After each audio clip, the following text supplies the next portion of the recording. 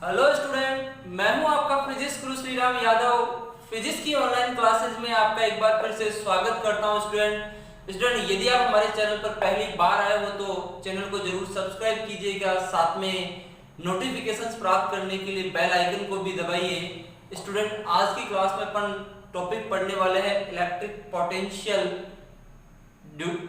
Potential energy of A system of charges. एक important topic board exam के हिसाब से आईआईटी नीट एग्जाम में भी इससे संबंधित क्वेश्चन जो होता है वो डेरिवेटिव या फिर न्यूमेरिकल कंफर्म पूछा जाता है।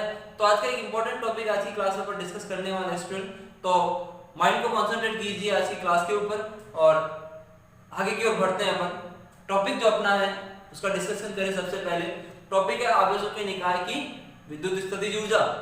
आवेशों के निकाय की विद्युत स्थितिज ऊर्जा।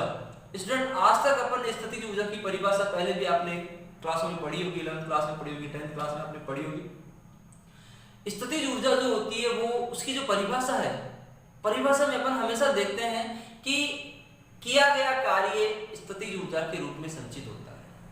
किया गया कार्य स्थितिज ऊर्जा के रूप में संचित होता है। आज तक अपन स्टूडेंट यही परिभाषा पढ़ी है। तो यहाँ पर विद्युत स्थितिज ऊर्जा क्या है, और वो भी आवेशों के निकाय की। तो उस निकाय की विद्युत स्थितिज जो ऊर्जा है उसको यदि अपन यहाँ पर परिभाषित करें तो स्टूडेंट देखते हैं यहाँ पर इसकी परिभाषा कि आवेशों के निकाय की विद्युत स्थितिज ऊर्जा क्या होगी। तो यहाँ पर यदि अपन आवेशों के निकाय की स्थितिज ऊर्जा की बात करें तो कोई भी निकाय हो, कैसा भी हो, चाहे उसमें एक आवेश हो, चाहे दो आवेश हो, चाहे तीन आवेश हो, चाहे चार आवेश हो, या फिर n आवेशों का कोई भी निकाय हो, आवेशों का समूह हो, तो उस आवेशों के निकाय की जो विद्युत स्थितिज ऊर्जा है उसका मान उस कार्य के बराबर होगा जो कार्य निकाय के उन आवेशों को अनंत से लाकर निकाय की उस रचना करने में किया जाता है। बस सीधी सी बात है कि आवेशों के निकाय की स्थितिज ऊर्जा उस कार्य के बराबर है जो उस निकाय की रचना करने में उन आवेशों को अनंत से वहां तक लाया जाता है। Clear that? तो यहाँ पर सबसे पहले अपन डेफिनेशन की बात कर रहे हैं आवेशों के निकाय की विद्युत स्थितिज ऊर्जा। तो स्टूडेंट मैं यहाँ पर सबसे पहले मेंशन कर रहा हूँ इसकी डेफिनेशन को। डेफिनेशन है इसकी, सबसे पहले इसकी डेफिनेशन देखो स्टूडेंट।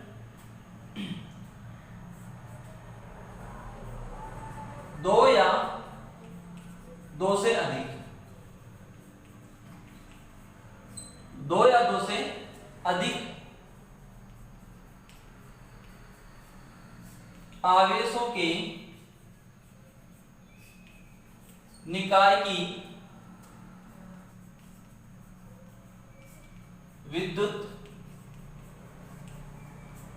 स्थितिज ऊर्जा, दो या दो से अधिक आवेशों के निकाय की विद्युत स्थितिज ऊर्जा उस कार्य के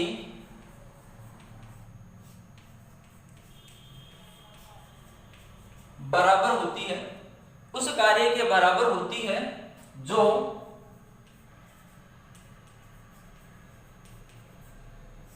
निकाय के आवेशों को, जो निकाय के आवेशों को अनंत से परस्पर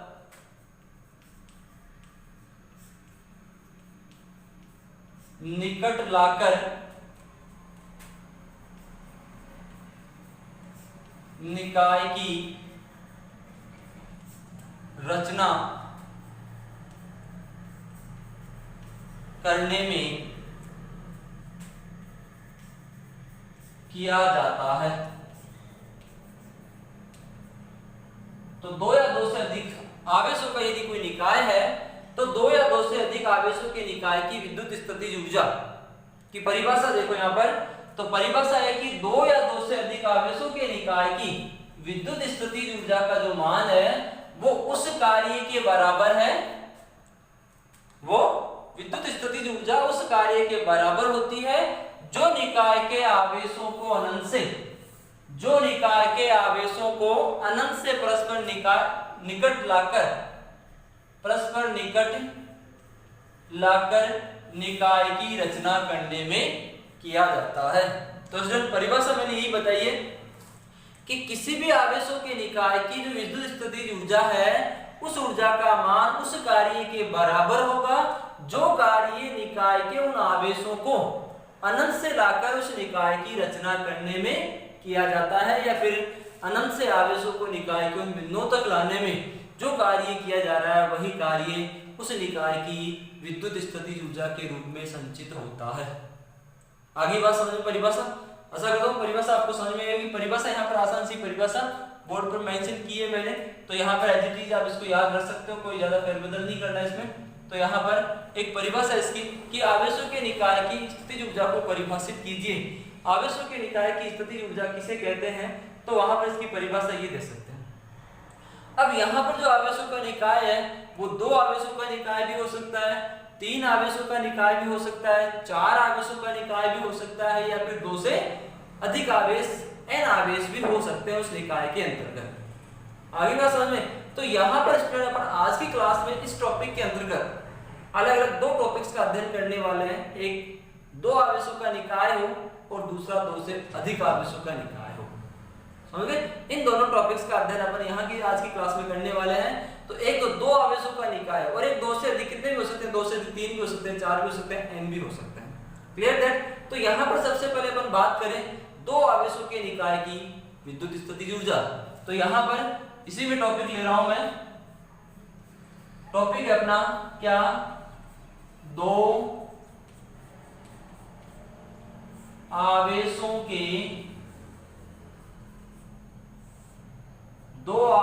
के निकाय की विद्युत स्थितिज ऊर्जा। क्या है टॉपिक स्टूडेंट? 2 आवेशों के निकाय की विद्युत स्थितिज ऊर्जा। टॉपिक अपना क्या है? टॉपिक दिमाग में कंसंट्रेट करो। टॉपिक क्या है? 2 आवेशों के निकाय की स्थितिज ऊर्जा। मतलब आवेशों का निकाय पढ़ रहे हैं, उसमें 2, 4, 8 कितने भी ले सकते हैं अपन आवेश। तो सबसे पहले अपन 2 आवेशों के निकाय की बात कर रहे हैं। आगे का समझे, मतलब 2 आवेश है केवल अपने पास। सही है, आगे बढ़ते हैं। अब यहां पर इन 2 आवेशों का कोई निकाय है, मान लो उसमें आवेश Q1 और Q2 है। सही है, मान लो यहां पर डायग्राम के रूप में मैं दर्शा रहा हूं, बिंदु A है जहां पर Q1 आवेश है और बिंदु B है जहां पर Q2 आवेश है। इन दोनों आवेशों के बीच की दूरी r है स्टूडेंट। आगे बात समझ में, तो ये क्या है अपने पास, 2 आवेशों का निकाय जिसमें आवेश Q1 और Q2 एक दूसरे से r दूरी पर स्थित है। सही है, ये 2 आवेश है जो दोनों एक दूसरे से r दूरी पर स्थित है। तो इस 2 आवेशों के निकाय की विद्युत स्थितिज ऊर्जा अपने को ज्ञात करनी है। ठीक है ना? तो यहां पर क्या करें अपन, सबसे पहले स्टूडेंट इन दोनों आवेशों को अपन कहां पर मानते हैं, अनंत पर मानते हैं। समझ गए ना? यहां पर अपने को विद्युत स्थितिज ऊर्जा ज्ञात करनी है, तो ये निकाय बनाना है अपने को, और इस निकाय की रचना करने में जो कार्य किया जा रहा है वही इसकी विद्युत स्थितिज ऊर्जा के बराबर होगा। तो यहाँ पर निकाय की रचना करने के लिए अपन क्या करें, आवेशों को अनंत से निकाय के इन बिंदुओं तक लाने में किया गया कार्य ज्ञात करना होगा। राइट? तो यहाँ पर सबसे पहले अपन क्या कर रहे हैं, दोनों आवेशों को कहां मान रहे हैं, अनंत पर मान रहे हैं। सही है बात? तो सबसे पहले अपन जब Q1 आवेश को बिंदु A पर लाते हैं तो क्या होगा स्टूडेंट, जब Q1 आवेश को अपन अनंत से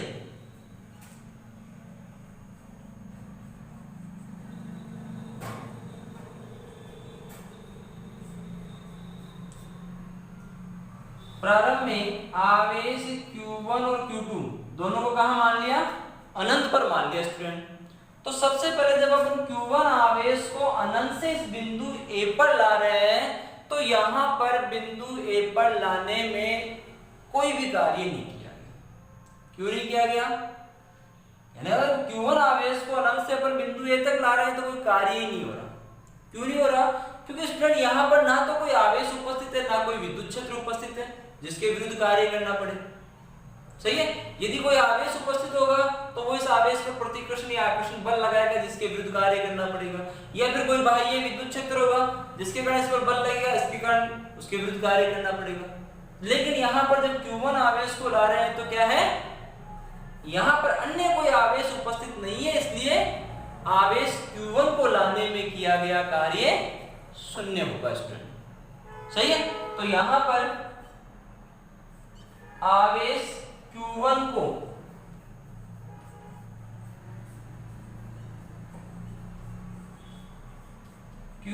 को लाने में किया गया कार्य क्या होगा स्टूडेंट, मान लो W1 अपन कार्य माने तो ये कार्य क्या होगा, 0 होगा। सही है। अब यहां पर Q1 आवेश अपना स्थिर हो गया कहां पर, बिंदु A के ऊपर। सही है। Q1 आवेश को तो अपन कहां ले आए, बिंदु A पर ले आए। क्लियर है ना। अब यहां पर ये Q1 आवेश यहां पर है तो इससे r दूरी पर स्थित जो बिंदु B है, इस बिंदु B पर विभव उत्पन्न होगा।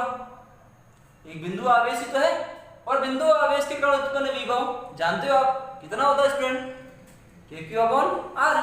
तो यहां पर Q1 आवेश के कारण बिंदु B पर विभव, बिंदु B पर विभव मान लो V है तो V बराबर क्या होगा स्टूडेंट, KQ1/R। बिंदु आवेश के कारण उत्पन्न विभव KQ/R। तो KQ1/R यहाँ पर इस आवेश Q1 के कारण इस बिंदु B पर विभव उत्पन्न होगा। सही है। अब चलो आगे बढ़ते हैं। Q1 को तो अपन वहां ले गए, भूल जाए इसको। तो अब क्या रह गया, केवल Q2 रह गया अपने पास।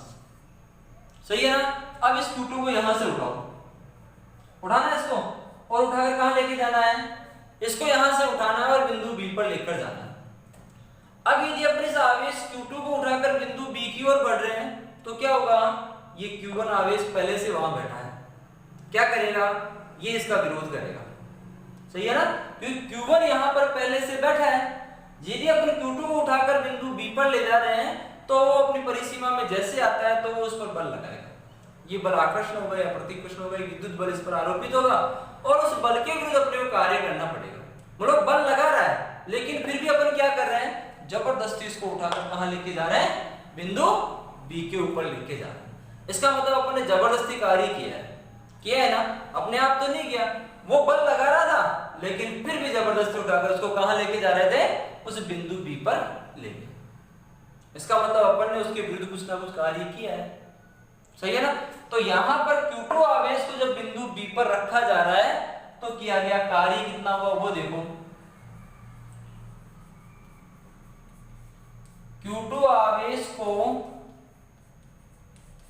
लाने में किया गया कार्य, मान लो W2 है तो W2 बराबर Q1 के कारण विभव इंटू Q2। सही है। Q1 के कारण इस बिंदु B पर विभव इंटू आवेश Q2 का जो मान है वो किए गए कार्य के बराबर है। तो W2 बराबर Q1 के कारण विभव कितना है, KQ1/R इंटू Q2। स्टूडेंट अपन इसी लेसन में पीछे की क्लास में पढ़ा है, अपन ने क्या पढ़ा है, विभव की परिभाषा के अनुसार V बराबर क्या होता है, V बराबर होता है W/Q। कार्य और आवेश का जो अनुपात है वो विभव के बराबर है। तो यहां से W बराबर अपने को क्या मिल रहा है, W बराबर मिल रहा है QV या VQ, और इसी का उपयोग किया स्टूडेंट अपन ने यहाँ पर। आ गया समझ में। ऐसा नहीं कि सीधा कहां से ले लिया अपन ने, तो यहाँ पर W बराबर QV इसी सूत्र का उपयोग करके अपन ने यहाँ पर W2 का मान निकाला है। तो W2 अपने को क्या मिल गया, यहाँ पर W2 मिल गया KQ1/Q2/R। राइट। अब यहाँ पर दोनों आवेश आ गए, निकाय बन गया। निकाय बन गया तो इस निकाय को बनाने में कुल कितना कार्य हुआ, निकाय की रचना करने में किया गया कार्य अतः निकाय की रचना करने में किया गया कार्य, कुल कार्य कितना हुआ स्टूडेंट? W बराबर W1 प्लस W2। W1 तो क्या है 0 और W2 क्या है W1 0 और W2 K Q1 Q2 upon R। सही है ना? इसका मतलब यहां पर अपने को W बराबर क्या मिल गया K Q1 Q2 upon R। मतलब इस दो आवेशों के निकाय की रचना करने में इतना कार्य किया जा रहा है, और जो ये कार्य है यही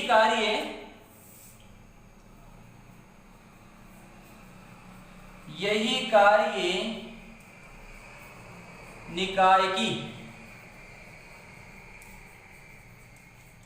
विद्युत स्थितिज ऊर्जा के रूप में संचित होता है। तो दो आवेशों के निकाय की विद्युत स्थितिज ऊर्जा U बराबर K Q1 into Q2 upon R। Topic था अपना दो आवेशों के निकाय की विद्युत स्थितिज ऊर्जा। सही है स्टूडेंट? तो दो आवेशों के निकाय की जो विद्युत स्थितिज ऊर्जा है उसका मान U बराबर K Q1 Q2 upon R है स्टूडेंट। जब भी अपन दो आवेशों की निकाय की विद्युत स्थितिज ऊर्जा का मान याद करते हैं तो आवेश के चिन्ह का भी ध्यान रखा जाता है। ऊर्जा यहाँ पर एक अदिश राशि है तो यहाँ पर अपने को आवेश के चिन्ह का भी ध्यान रखना होगा। आवेश धनात्मक है या ऋणात्मक है। यदि अपन दो आवेशों की निकाय की बात करें तो दो आवेशों के निकाय में यदि दोनों आवेश समान प्रकृति के होते हैं, या तो दोनों धनात्मक है या दोनों ऋणात्मक है, तो उस अवस्था में आप दो आवेशों के निकाय की जो विद्युत स्थितिज ऊर्जा है वो हमेशा धनात्मक होगी। कब होगी? जब दोनों आवेश समान प्रकृति के होते हैं। जब दोनों आवेश समान प्रकृति के होते हैं तो यहाँ पर उस निकाय की जो विद्युत स्थितिज ऊर्जा है उसका मान धनात्मक होगा। यदि आवेश विपरीत प्रकृति के हैं तो उस निकाय की विद्युत स्थितिज ऊर्जा ऋणात्मक होगी। अर्थात दोनों आवेश या तो पॉजिटिव पॉजिटिव या फिर नेगेटिव नेगेटिव है, तो उस अवस्था में U जो होगा वो पॉजिटिव ही रहेगा स्टूडेंट। और यदि आवेश प्लस माइनस या फिर माइनस प्लस है तो उस अवस्था में U का जो मान है वो स्टूडेंट ऋणात्मक ही होगा। आगे बात समझ में? तो यहाँ पर दो आवेशों के निकाय की विद्युत स्थितिज ऊर्जा उन दोनों आवेशों के परिमाण और उनके बीच की दूरी पर निर्भर करती है। U बराबर समीकरण अपन ने ज्ञात किया है U बराबर K Q1 Q2 upon R। Important formula है जिस पर आधारित न्यूमेरिकल पूछे जाते हैं बोर्ड एग्जाम में, तो यहाँ पर इस पर आधारित न्यूमेरिकल भी तैयार कर सकते हैं अपन। आगे देखेंगे इसमें। तो यहाँ पर टॉपिक अपन ने पढ़ा आवेशों के निकाय की स्थितिज ऊर्जा में एक टॉपिक अपन ने पढ़ा है दो आवेशों के निकाय की विद्युत स्थितिज ऊर्जा। आशा करता हूँ स्टूडेंट आपको समझ में आया होगा। इसका एक स्क्रीनशॉट लीजिए, नोट्स तैयार करने हैं आपको।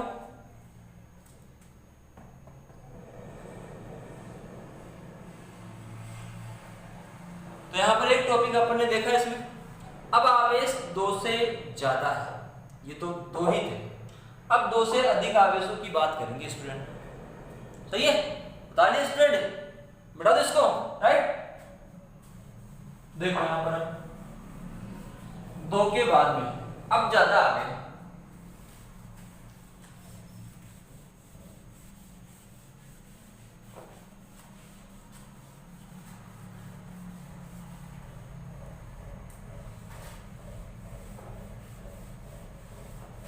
अब देखो स्टूडेंट यहां पर दो से अधिक आवेशों की निकाय, दो से अधिक, तीन भी हो सकते हैं, चार भी हो सकते हैं, n भी हो सकते हैं। सही है?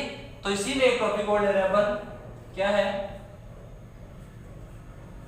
दो से अधिक आवेशों दो से अधिक आवेशों के निकाय की विद्युत स्थितिज ऊर्जा, दो से अधिक आवेशों के निकाय की विद्युत स्थितिज ऊर्जा, दो आवेशों के लिए अभी अपन ने ज्ञात कर ली। अब अपने पास जो निकाय है उस निकाय में दो से अधिक आवेश उपस्थित है। तो यदि दो से अधिक आवेश उपस्थित है तो उस अवस्था में उस निकाय की विद्युत स्थितिज ऊर्जा क्या होगी, ये अपने को ज्ञात करनी है। समझ गए स्टूडेंट? तो यहाँ पर दो से अधिक आवेशों के रूप में अपन मान लो, यहाँ पर उदाहरण के तौर पर 3 आवेशों का कोई निकाय लेकर, ठीक है, एग्जाम्पल रूप में अपन ने 3 आवेशों का एक निकाय ले लिया, तो उस 3 आवेशों के निकाय की विद्युत स्थितिज ऊर्जा है ज्ञात करनी है अपने को। पहले मान लो उस निकाय में आवेश Q1, Q2 और Q3 है, ठीक है। देखो यहाँ पर निकाय क्या है अपना, सबसे पहले मैं यहाँ पर निकाय को दर्शा रहा हूँ स्टूडेंट, और इस निकाय की रचना करने में किया गया कार्य ही अपने को ज्ञात करना है। सही है, अपने पास ये एक निकाय है जिस पर बिंदु P1, P2 और P3 ये 3 बिंदु है। इन बिंदुओं पर स्टूडेंट जो आवेश है, एक पर आवेश Q1 है, एक पर आवेश Q2 है और एक पर आवेश Q3 है। 3 आवेशों का कोई निकाय ले रहे हैं, तो इस 3 आवेशों के निकाय की विद्युत स्थितिज ऊर्जा अपने को ज्ञात करनी है। समझ गए? तो यहाँ पर इस 3 आवेशों के निकाय में 3 आवेश है Q1, Q2 और Q3 जो इस निकाय के बिंदु P1, P2 और P3 पर स्थित है। इन आवेशों के बीच की दूरी यहाँ पर मान लो Q1 और Q2 के बीच की दूरी R12 है, Q2 और Q3 के बीच की दूरी R23 है, Q1 और Q3 के बीच की दूरी R31। सही है स्टूडेंट? इनके बीच की दूरी अपन ने ये मान ली। आगे बात समझ में? अब देखो स्टूडेंट यहाँ पर, अब यहाँ पर इस निकाय की विद्युत स्थितिज ऊर्जा ज्ञात करनी है, तो क्या करें सबसे पहले? सबसे पहले अपन वही करें जो पिछले टॉपिक में किया। क्या किया? सबसे पहले इन आवेशों को कहां पर मानते हैं अपन? अनंत पर मानते हैं। समझ गए? तीनों आवेशों को यहां से उठाकर कहां ले गए? अनंत पर ले गए।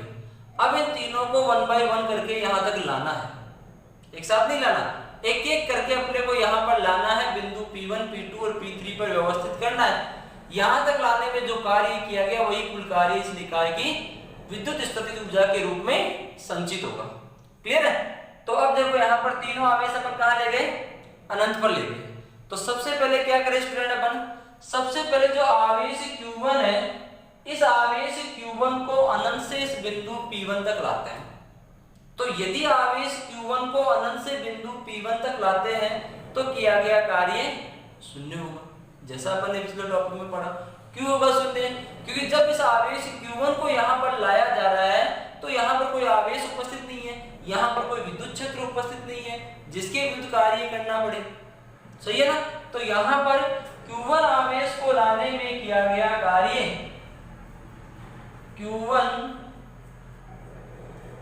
आवेश को लाने में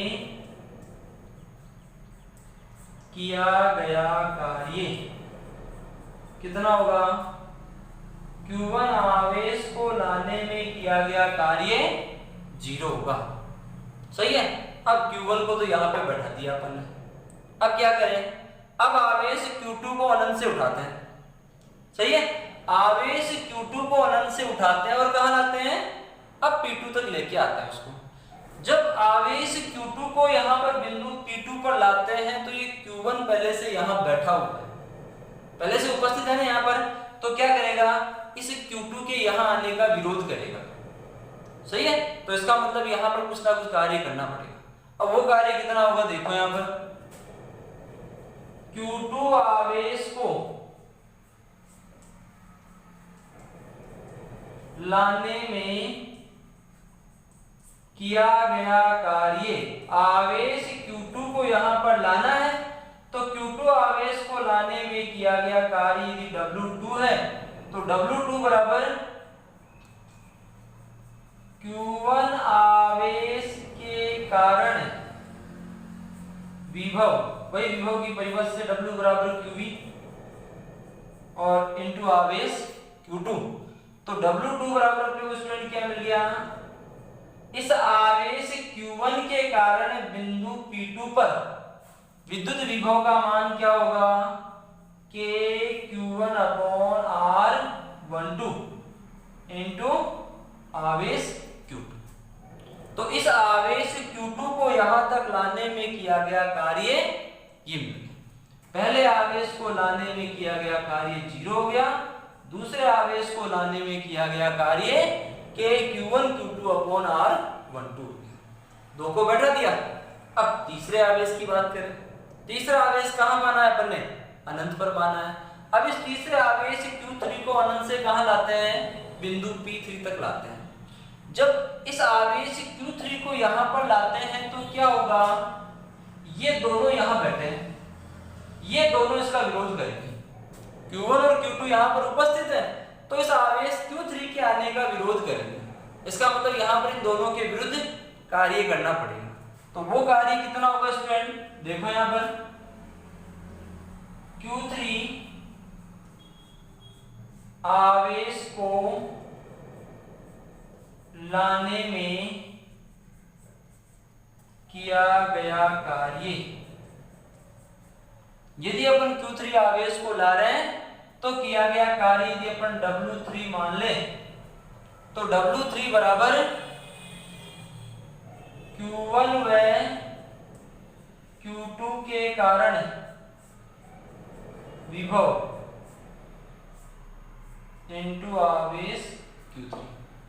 अब यहां पर बिंदु P3 की अपन बात करें तो इस बिंदु P3 पर Q1 के कारण भी विभव उत्पन्न होगा और Q2 के कारण भी विभव उत्पन्न होगा। तो यहां पर W, हाँ तो स्टूडेंट W3 बराबर अपने को क्या मिल गया, W3 बराबर K Q1 upon R31 plus K Q2 upon R23। मतलब Q1 के कारण बिंदु P3 पर विभव K Q1 upon R31 plus Q2 के कारण बिंदु P3 पर विभव K Q2 upon R23 into आवेश Q3। तो Q1 और Q2 के कारण विभव इनटू Q3, सही है।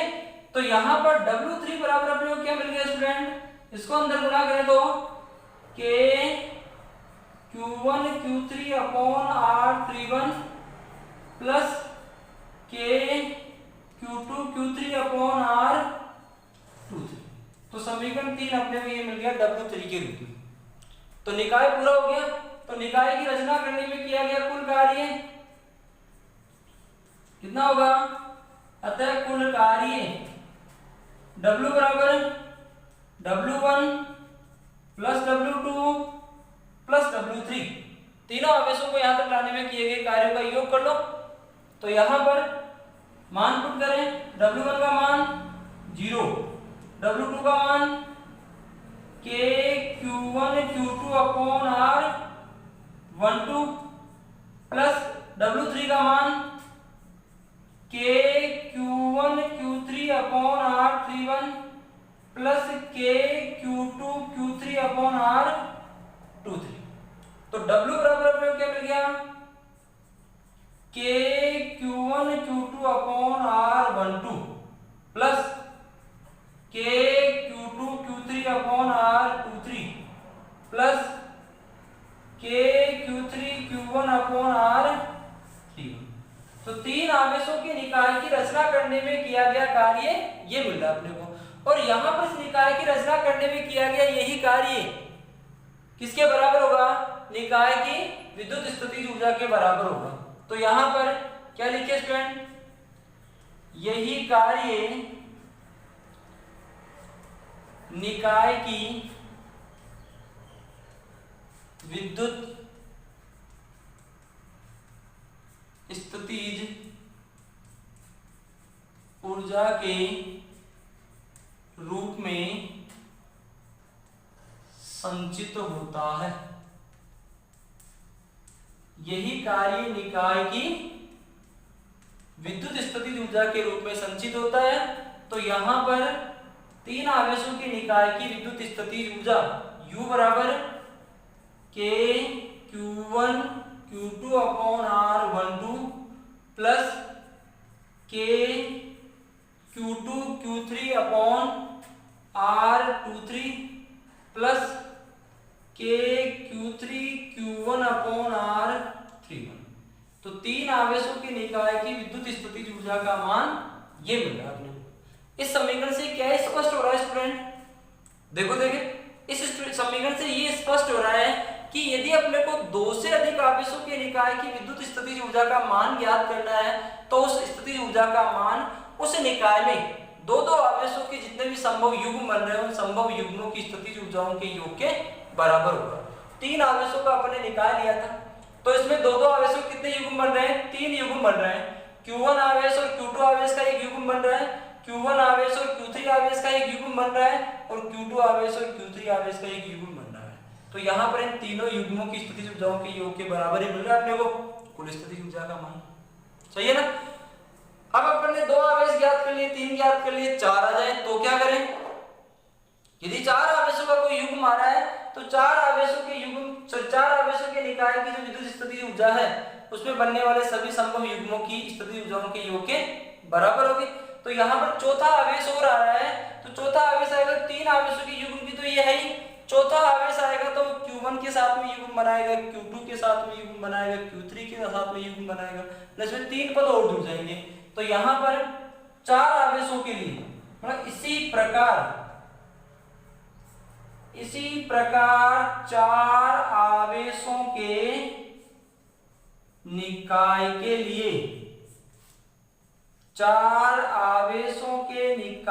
लिए क्या मिल जाएगा? U का मान तीन पद तो ये है ही student, K Q1 Q2 upon R12 plus K Q2 Q3 upon R23 plus K Q3 Q1 upon R31 plus चौथा आवेश आ रहा है तो चौथा आवेश पहले के साथ में युग्म बना रहा है। सही है? तो K Q1 Q4 upon R12, चौथा आवेश दूसरे के साथ में युग्म बना रहा है तो K Q2 Q4 upon R24 और चौथा आवेश तीसरे के साथ में युग्म बना रहा है तो K Q3 Q4 upon R34। तो चार आवेशों की युग्म की विद्युत स्थितिज ऊर्जा का मान ये रहेगा स्टूडेंट। सही है? वही दो आवेशों के युग्म बन रहे हैं यहाँ पर और किसी भी निकाय में दो आवेशों के जितने भी संभव युग्म बन रहे हैं उन संभव युग्मों की स्थितिज ऊर्जाओं का योग कर लो, वही उस आवेशों के निकाय की स्थितिज ऊर्जा के बराबर होगा। ठीक है? अब यदि यहाँ पर n आवेशों का निकाय हो तो n आवेशों के